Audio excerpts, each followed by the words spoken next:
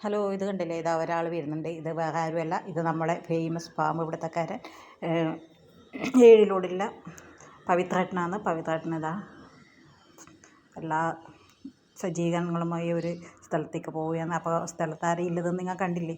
എൻ്റെ ഞങ്ങളെല്ലാവരും പേടിച്ച ഒരു ഭാഗ്യമായിരുന്നു. കാരണം ഇത് വേറെ ആരില്ല, ഞാൻ ജീവിതത്തിൽ ആദ്യമായിട്ട് കണ്ടൊരു സാധനമാണ്. ഞാൻ ഇന്ന് വരെ ഇതിനെ കണ്ടിട്ടില്ല. ഒരുപാട് പാമ്പുകളെ ഞാൻ കണ്ടിട്ടുണ്ട്, പക്ഷേ ഈ ഇതിനെ കണ്ടിട്ടില്ല. ഇതാരാണെന്ന് നിങ്ങൾക്കറിയോ? ഇതാ ഞാനിപ്പോൾ കാണിച്ചു തരാം. നിങ്ങളിതിപ്പോൾ കാണുമ്പോൾ ഏകദേശം ആൾക്കാർക്കൊക്കെ മനസ്സിലായിട്ടുണ്ട് ഇതെന്താണെന്ന് സംഭവമെന്ന്. ഇത് വന്ന സ്ഥലം ഇതൊന്ന് വേറെ ദൂരെയൊന്നുമല്ല കേട്ടോ, എൻ്റെ വീട്ടിൻ്റെ തൊട്ടടുത്താണ്. കൊച്ചു കുട്ടികൾ കളിക്കുന്ന സ്ഥലമാണത്.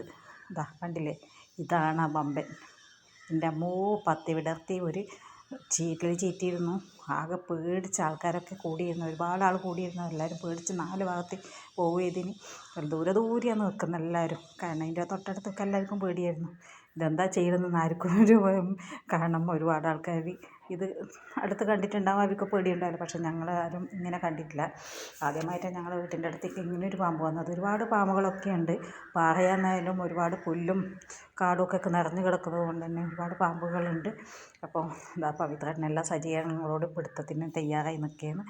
അപ്പം ഞാനൊന്ന് ജസ്റ്റ് ഒന്ന് എത്തി നോക്കിയിരുന്നു. ആൾക്കാരൊക്കെ കൂടിയിട്ടുണ്ടായിരുന്നു. അപ്പം ഞാനൊന്ന് അടുത്തേക്ക് പോയി നോക്കി.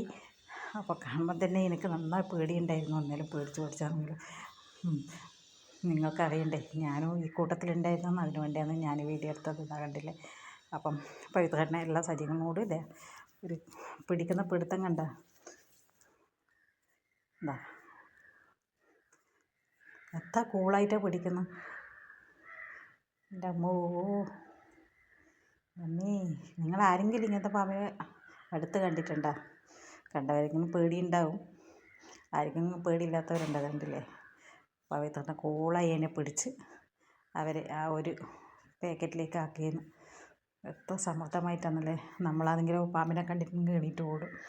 അങ്ങനെ നമ്മളെല്ലാവരും പേടിച്ചിട്ട് 11 മണിക്ക് കണ്ട പാമ്പാണ്. പാമ്പെന്ന സാധനം പാമ്പല്ലല്ലോ, മൂർഖനായിരുന്നു. അപ്പം അങ്ങനെ 4:30 കൂടിയാണ് പവിത്രേട്ടനത് പിടിച്ചത്. അങ്ങനെ അയാൾ പിടിച്ച് അതും കൊണ്ട്